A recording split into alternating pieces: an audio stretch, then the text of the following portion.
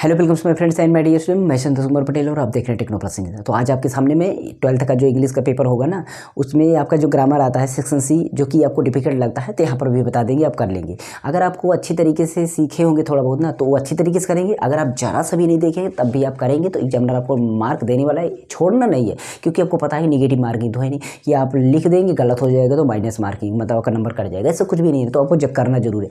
अभी जो एकदम बच्चे हैं जो कुछ भी नहीं जानते ना, उसको भी मैं बता दूंगा, वैसे ही कर देना, आपको भी मार्क मिल जाएगा। तो प्लीज़ वीडियो को यार छोड़ना मत, क्योंकि ये दो अंक के आपके हैं, तो इसलिए ठीक है। सेक्शन सी में होगा ग्रामर आपका 4 क्वेश्चन नंबर 4 पेपर में आएगा, क्वेश्चन नंबर 5 आएगा। तो 4 को मैंने लिखा अभी इसमें, मतलब इसको मैं इससे आपको सॉल्व करके पूरा दिखा दूँ, इसको हल करके। इसके बाद हम 5 लेंगे, उसमें भी जितने भी होंगे। ट्रांसलेशन तो अभी मैं जस्ट डेली डालता हूँ। पिछला ट्रांसलेशन देखिए, बहुत ही धुआं कर दिया है, बहुत आराम से किया है, बहुत आराम से आपको ट्रांसलेट सिखाया है। आप एक बार देखेंगे सीख जाएंगे। बाकी हर हफ्ते में मैं ट्रांसलेशन कराता हूँ, तो उसको इसके बाद ट्रांसलेशन आता है जब 5 के बाद, तो वो भी करवा दूंगा हूँ। बस यही बच रहा था, मैं सोचा कि इसको भी करवा दूंगा आपके सामने, ठीक है। तो अगर वीडियो अच्छा लगे तो लाइक शेयर कमेंट कर देना, हो सके तो, नहीं तो कुछ भी मत करना, जो भी इच्छा हो। लेकिन मेरे सेकंड चैनल की लिंक है डिस्क्रिप्शन, उस पर यार जाके सपोर्ट कर देना बस, ठीक है। देखिए यहाँ पर बोला क्या गया, change any one of the following sentence, change any one of the, ठीक है, any one of the following sentences into indirect form of speech, ठीक है। ये कह रहा है कि किसी दोनों, मतलब किसी एक का इनडायरेक्ट स्पीच में चेंजेज करिए, ठीक है। किसी एक का इनडायरेक्ट स्पीच में आपको चेंजेज करना है, तो किसी एक का चेंजेज करना है आपको, तो आपको 2 मिलेगा, ठीक है। 2 मिलेगा, एक को चेंज करना है। अब फिर क्या करेंगे, क्या आप इसको चेंज करेंगे कि इसको, जो भी आपको आएगा वही चेंज करें। तो आपको मैं बताता हूँ, डायरेक्ट स्पीच में चेंज करेंगे, बहुत सारे रूल भी होते हैं, रूल से आपको नहीं दिक्कत है, थोड़ा सा आपको समझिए। आपका अगर पॉजिटिव में, मतलब मैं बोल रहा हूँ कि अफर्मेटिव में हो, मतलब आपका नेगेटिव ना हो, तो आपको क्या करना है, सेड टू बोला जाए तो सेड टू बोला जाए तो उसको टोल्ड में बदल दीजिए।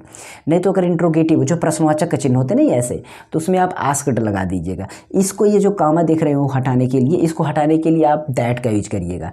लेकिन अगर इंट्रोगेटिव आपको है ना, तो उसमें आप इफ़ का यूज करिएगा, वेदर का यूज करिएगा, इफ़ या वेदर का, तो जो भी।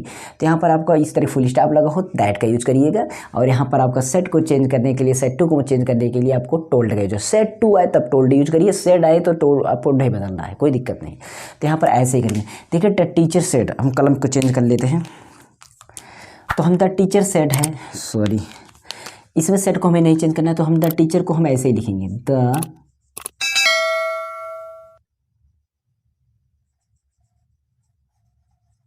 द टीचर, ठीक है। द टीचर सेड को हमें चेंज नहीं करना है, आपको भी मैंने बोला सेड। ये कामा हटाने के लिए, इन्वर्टेड कामा हटाने के लिए, इसको कामा को हटाओ तो यहाँ इस जगह पर दैट पाओ, ठीक है। अब डायरेक्ट इनडायरेक्ट सब पढ़ा चुका हूँ, आप देख ले सकते हैं मेरे जो एक्टिव पैसिव सारी चीज़ें बता चुका हूँ। डिग्री, सिंथेसिस, फॉर्मेशन, ट्रांसफॉर्मेशन, मतलब सब बता चुका हूँ। तो दैट यहाँ पर हो गया। The sun sets in the west, ये तो कंडीशन सही है ना, कि सूरज जो है पूर्व, मतलब पश्चिम में वो बैठता है, डूबता है, यानी अस्त होता है। तो ये आपको पता है, जो चीज़ें सार्वभौमिकता मतलब सत्यता पर आधारित, उसमें चेंजेज नहीं होते हैं, ये तो आपको रूल भी पता होगा, क्योंकि उसमें क्या चेंजेज करने वाले हैं, क्योंकि वो हमेशा सत्य है बातें। तो the sun sets in the west, the sun sets in the west, कुछ भी नहीं चेंजेज करना है ऐसी बातों में। बाकी आपको चेंजेज होते हैं, वो आपको पता चल जाता है कि कर्ता आपका जो यहाँ पर कर्ता होता है उसके पीछे वाले के हिसाब से आपका फर्स्ट पर्सन सेकंड पर्सन के आधार पर चेंजेज होते हैं। तो इसको हमें चेंज नहीं करना है, यहाँ पर लिख देंगे the sun sets in the west, ठीक, इस तरीके से। बाकी यहाँ पर आपको कोई दूसरा रहता है तो उसमें चेंजेस होते। यहाँ पर my friend said to me बोला गया, my friend said to me, और don't bath in the flooded river, इसको मना किया जा रहा, बोला जाए तो my friend said to me. अब देखिए इसमें माई फ्रेंड बोला गया, तो माई फ्रेंड, तो माई फ्रेंड को हम माई फ्रेंड ही लिखेंगे,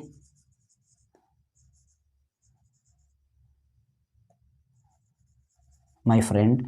यहाँ पर सेट टू आया है, इसको हमें चेंजेज करना है, ठीक है, इसको हमें चेंजेज करना है। किस में चेंजेज करेंगे ये देखना है, ठीक है। यहाँ पर मना कर रहा है डोंट मत करो उसको लिए, तो इसको हम क्या करेंगे, फॉरवर्ड एक होता है उसको यूज कर सकते हैं, तो उसको हम यहाँ पर यूज कर लेंगे, ठीक है। ये होता है, देखिए फॉरवर्ड मना कर रहा है ना, वो निषेधात्मक मनाही बोला कर रहा है, किया जा रहा है, तो फॉरवर्ड हो गया। क्या हो गया, फॉरवर्ड किसको, मी, वो तो वही रहेगा, केवल सेट टू को चेंज किया। कामा हटाने के लिए, रोटेट कामा को हटाने के लिए मुझे क्या लगाना है, तो इसमें देखिए जो आपको लगाना होता है जब किसी में सजेशन, मतलब कोई भी चीज़ें बातें जब वाक्य को बोला जाए, इंपरेटिव सेंटेंस आए जाए, इसको ये सारी चीज़ें हों, तो उसमें हमें टू लगाना होता है। क्या लगाना होता है, रिक्वेस्ट करने के लिए टू लगाना होता है, ये सारी चीज़ें, तो टू यहाँ पर हम लगा दिए। क्या लगा देंगे, टू लगा देंगे।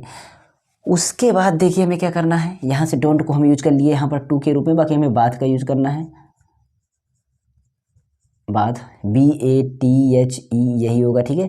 बात इन द फ्लोडेड रिवर, बाकी कुछ भी नहीं करना है कहीं पर यार। इसमें देखिए मैं सीधी सीधी बात बोलूँ तो बहुत सारे चेंजेज होते हैं, तो उतना आपको समझना मुश्किल है, इसलिए आपको थोड़ी चीज़ें पढ़ लेना है। मैं बता रहा हूँ, कामा डॉटे कामा हटाने के लिए दैट का यूज करना है, इफ का यूज करना है, टू का यूज करना है, इतना यूज कर सकते हैं। तीन इंट्रोगेटिव हो तो आपको आप इफ के यूज कर सकते हैं, इस तरीके इस कलाम मतलब आपका इंपरेटिव इस कलाम, इसलिए इस तरीके की चीज़ें हो तो आप टू यूज कर लेंगे, बस आपको यही कामा हटाए। बाकी आप सारी चीज़ों को कुछ समझ करके लिखेंगे। सेट टू है तो उसको टोल्ड में यूज कर बदल सकते हैं, आस्क्ड में बदल सकते हैं, या फॉरगेट सजेशन आपका ऑर्डर्ड, इस तरीके से यूज कर सकते हैं। ये हो गया, मतलब दो सेंटेंस आएंगे, एक सेंटेंस आपको करना होगा वो भी इनडायरेक्ट में, ठीक है। उसके बाद आपको ये होगा आपका 2 अंक का, कितने अंक का, 2 मार्क का होगा ये आपका, ये भी आपका 2 मार्क का होगा आपका, और ये भी आपका होगा 2 मार्क का होगा, ध्यान दीजिएगा। यहाँ पर है अगला, combine any one of the following sentences at direct. देखिए यहाँ बोला क्या जा रहा है, कंबाइन करना मतलब मिलाना है, इसको इकट्ठा करना है। एनी वन, ध्यान दीजिए, one of the following sentences as directed with in the brackets. Brackets में जो दिया गया है, ये जो ब्रैकेट में दिया गया है पीछे, हमें इसके आधार पर हमें चेंजेज करने हैं, ठीक है। ध्यान दीजिएगा, इसके आधार इसको बोला जाए into a simple sentence, simple sentence में चेंजेस करना है इसको, सिंपल सेंटेंस में। तो इसमें देखिए सिंपल सेंटेंस में मतलब एकदम साधारण वाक्य में, तो बात के ऊपर कंबाइन करना मतलब मिलाना है, ये बात हमें समझना है कि कंबाइन करना है, ये चीज़ हमें ध्यान देना है कि इसको हमें क्या करना है, तो कंबाइन करना है। तो इसमें देखिए पहले हमें पढ़ना होगा वाक्य को, कि वाक्य को कंबाइन करने के लिए किसी चीज़ को आप घुमा फिरा के बोल सकते हैं, तो उसको आपको कंबाइन करने के लिए हमें कैसे बोलना होता है उसको देखना है, ठीक है। देखिए द सनसेट मतलब सूरज डूब गया, सूरज डूब गया, ठीक है, सूरज डूबता है।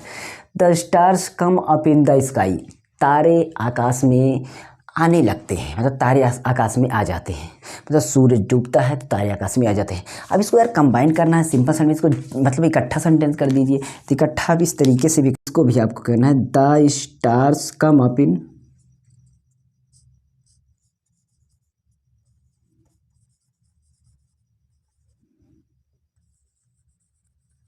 The stars come, the stars came लिखना है, कम नहीं, came, the stars came up,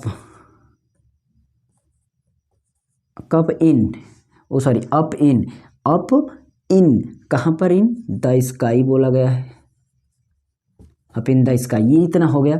up in the sky कब होगा, ऑन द सेट मतलब सूरज सेट होने के बाद ही, सूरज अस्त होने पर, तो ऑन यहाँ पर लगा देंगे, क्या लगा देंगे, ऑन लगा देंगे, ऑन द सनसेट।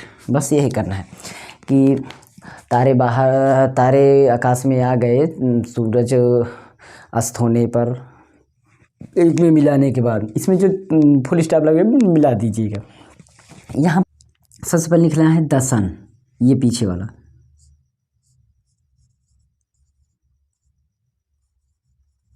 द सन, ठीक है। हैड सेट बिफोर बोला गया है, the sun had set before बोला गया है, तो हम इसको लिख लेंगे ऐसे ही, द सन। देखिए इसमें हमें set the hand set before, ये इतना हो गया, इतना before I reached home, I reached home same ऐसे ही तो लिख देना, इसमें कुछ भी चेंजेस भी तो नहीं करना है।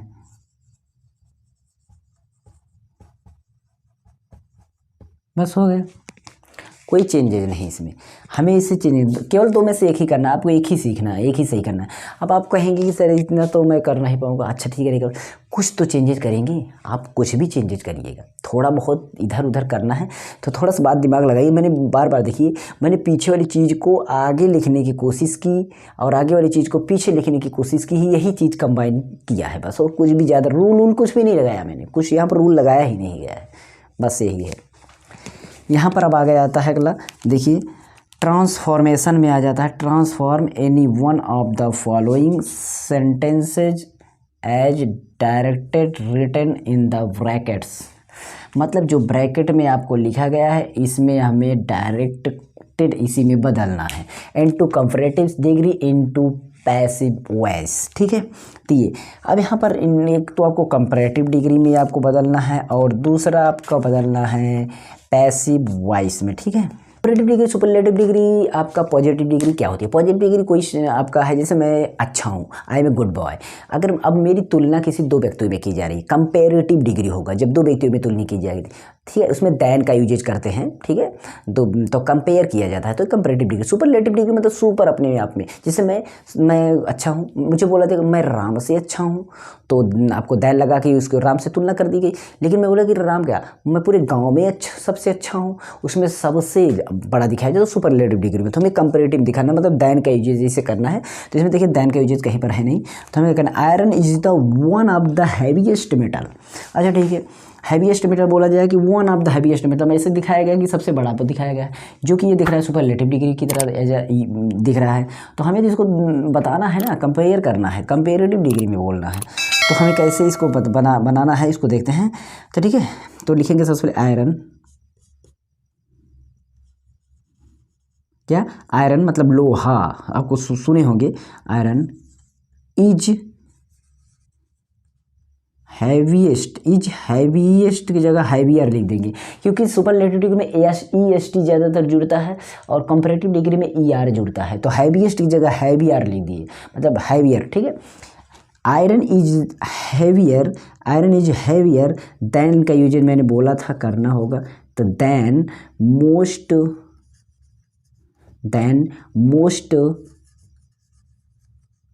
Other metals. आपको कैसे करना है ध्यान दीजिएगा, इसको आपको दैन के यूज करके ई आर लगा करके उसका कंपैरेटिव डिग्री बना सकते हैं।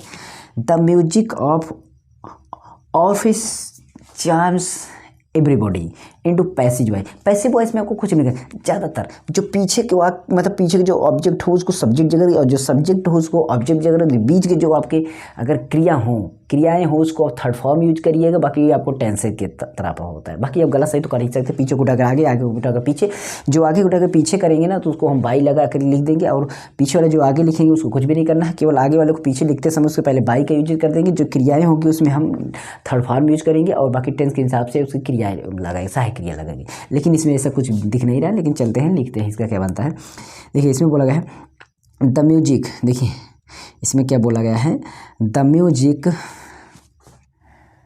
तो एवरीबॉडी, यहाँ पर देखिए पीछे वाली चीज़ों को हम उठा के ले गए, एवरीबॉडी, तो हम एवरीबॉडी इधर ले गएंगे,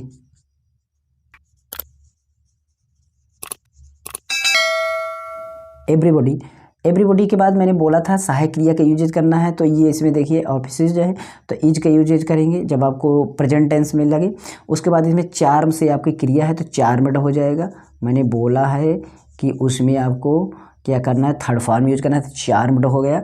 फिर उसके बाद मैंने बोला जो लास्ट वाला लिखे उसके पहले बाई लगाएं, बाई किसमें, द म्यूजिक ऑफ स्यूज, तो द म्यूजिक ऑफ आपका ऑर्फेसिज जो है इसको हम एक साथ कर्ता के रूप में, इतना बड़ा कर्ता है इसमें तो हम इतना बड़ा लिखेंगे, ठीक है, यहाँ पर पूरा इतना बड़ा लिख देंगे, द म्यूजिक ऑफ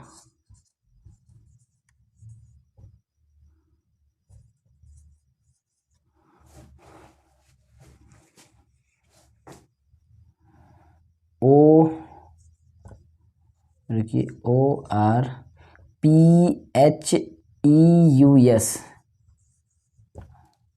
ठीक है, ध्यान दीजिएगा बातों को, हमारे कैसे कैसे चेंजेस करना हुआ, ये सारी चीज़ें आपको, जो पीछे वाला था मैंने आगे किया था, जो कर ऑब्जेक्ट था उसको मैंने पहले किया, जो सब्जेक्ट इतना बड़ा था तो इसको मैंने पीछे किया, उससे पहले बाई का यूज किया हूँ, और जो ये क्रिया थी उसमें थर्ड फॉर्म लगा, बाकी इज लगा हूँ सहायक क्रिया। तो ऐसे ही आपको चेंजेस करना है। ये था आपका 4 नंबर प्रश्न। 5 नंबर प्रश्न अभी बोर्ड पर लिख के उसको मैं करता हूँ, तब तक आप वीडियो को देखते रहिएगा। मैं यहाँ पर लिख देता हूँ और उसके बाद आपको वीडियो को तो कंप्लीट ही होगा। ओके, लिख दिया फिर से।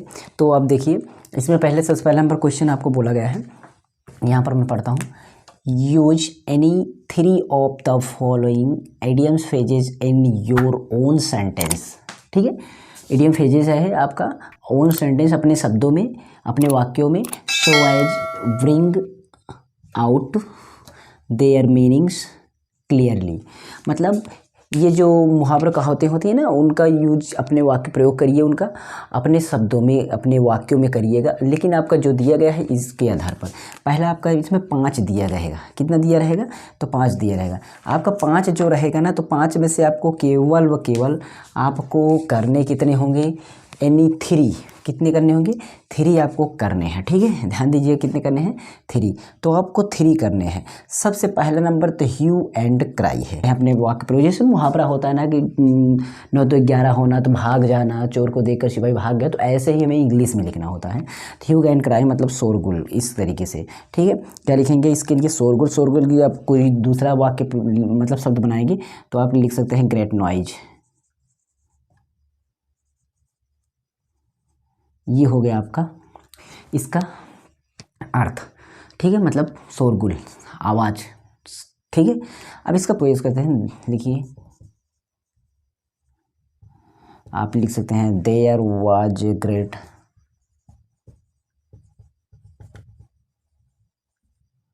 हमें इसका वाक्य प्रयोग करना है कि मतलब वहाँ पर बहुत ही शोरगुल था, तो इसको ह्यू एंड क्राई लिख सकते हैं। Hue and cry when the robbers, जो डाकू थे, ठीक है, वो किससे सराउंडेड हो गए?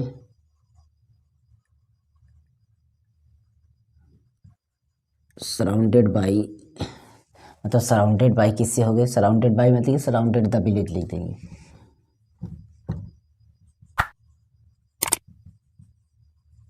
बहुत बड़े बड़े वाक्य प्रयोग होते हैं, इसलिए इसको आप समझिएगा, यहाँ पर अर्थ रहेगा इसका। फिर इसी तरीके से आपका है किथ एंड किन है, तो किथ एंड किन है। उसके बाद आपका इन ब्लैक एंड वाइट है, तो ब्लड रिलेशन।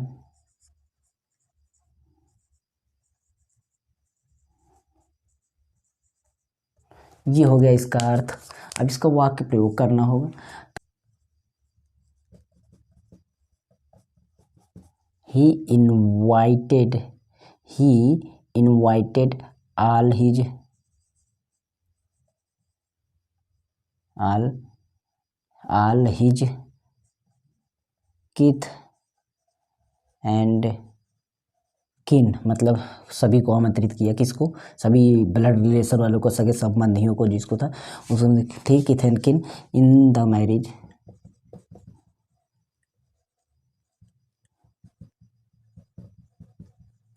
मैरिज। ठीक है, इन मैरिज, आपका मैरिज ब्याह सेरेमनी आएगा नहीं, इसलिए मैं छोटा छोटा भी पता नहीं दिखाई दे बराबर कि नहीं, कोई पता नहीं है, लेकिन ceremony of his daughter, of his daughter. ठीक है, ये हो गया। इसके बाद आपका है इन ब्लैक एंड वाइट, मतलब आपको 3 करना है, 5 रहेगा, 3 करना है। ठीक है, in black and white, return, bracket लगा दिए भूल से,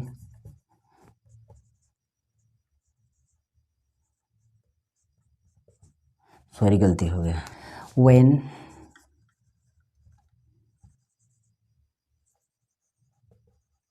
व्हेन अप्लाइंग, व्हेन अप्लाइंग जिसको बोलते हैं, अप्लाइंग डबल पी होगा, छोड़िए बताए, applying the job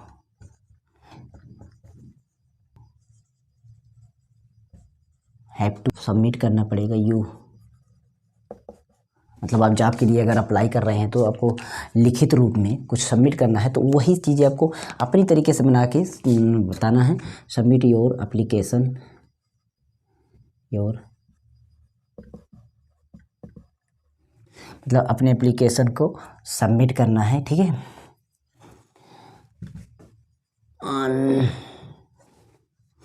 on in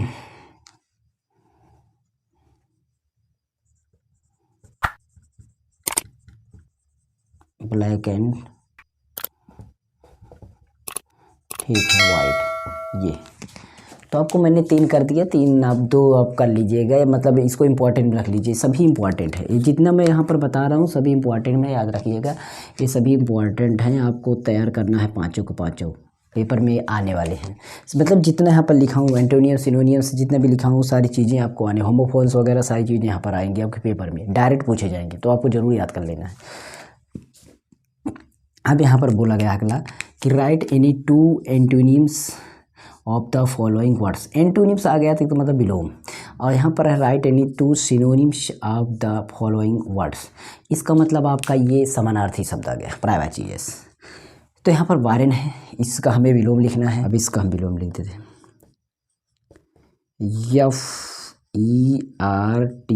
FERTIL, fertile. उसके बाद आपका है एडवांस, क्या है एडवांस है,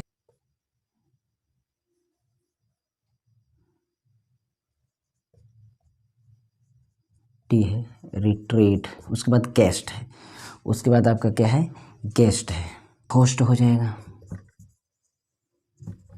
इसके बाद सिनोनिम्स है, क्या है सिनोनिम्स है, सिनोनिम मतलब आपको समानार्थी, मतलब उसी तरीके के और कोई शब्द आपको ढूंढने होंगे तो उस आपको ये बताना है। सबसे पहले तो आपका है टिमिड, उसके बाद है आपका सबसे पहले क्या है टिमिड है, और यहाँ पर एक बात बोल गई एनी 2 सिनोनिम्स आपको बोलना है, मतलब 2 का आपका सिनोनिम, दो सिनोनिम्स आपको बताना है, any 2 synonyms of the following, यहाँ पर 2 आपको इसमें से 2 बताना है, इसमें से 2 बताना है, ठीक है सिनोनिम्स आपको। तो सबसे पहले आपका है क्या टिमिड है, तो ये हो गया कवर्ड। उसके बाद रिलेबल है, रिलेबल का आप लिख देंगे ट्रस्ट, ट्रस्ट वर्थी, क्या ट्रस्ट वर्थी, ट्रस्ट आप सुने होंगे। एड इस तरीके से आप 2 आपको करना है, 2 इसमें भी 2 इसमें भी। अब सब्स्टिट्यूट करना है, यहाँ पर देखिए अनेक शब्दों का एक शब्द जो लिखा जाता है ये है आपका substitute 1 word for the following expressions, ठीक है 1 वर्ड्स 3 दिया रहेगा आपको, इसमें से आपको एक करना होगा, तो कोई भी एक करेंगे जो भी आपको which can not be read, मतलब जिसे पढ़ा नहीं जा सकता है उसके बारे में आपको, तो आपको खुद हिंदी में अगर पता हो, क्योंकि ऐसा क्या है कि जिसे पढ़ा नहीं जा सकता है आपको पता होगा, तो क्या लिखेंगे आई, मतलब आई छोटे लेटर में लिखेंगे, अगर आप ये लिख रहे हैं तो कोई दिक्कत नहीं है यहाँ पर इस तरीके से, ठीक है। तो आपका एलिजिबल, एलिजिबल देखिए ध्यान दीजिएगा ILL एलिजिबल जीबल। उसके बाद that can be seen through, जिसके आर पार मतलब देखा जा सकता है, उसे ट्रांसपेरेंट बोलते हैं।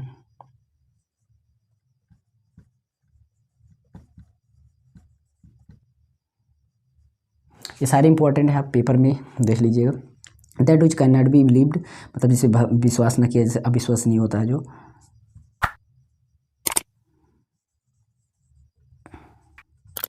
Unbelievable, unbelievable. अब यहाँ पर आ गया कि आपको क्या बताना है, यहाँ करना use the following words in sentence of your own so as bring out the difference in their meanings clearly, मतलब इन होम आपका एक ही तरीके के हैं, इनका आपको होमोफोन्स, इनको हमें यूज करना है अपने शब्दों में कि आखिर क्या क्या इनका मीनिंग होता है, अलग अलग तरीके से क्या क्या होता है इसको बताना है, तो इसके बारे में आपका है। तो सबसे पहले बेल है आपका यहाँ पर, तो इसका मतलब होता है आपका गांठ, और इसका मतलब होता है आपका जमानत, बेल करना बोलते नहीं, बेल करवा देंगे ये। अब दोनों का वाक्य प्रयोग करना है, तो ठीक है। यहाँ पर आपको इनका, जैसे यहाँ पर है राजेश,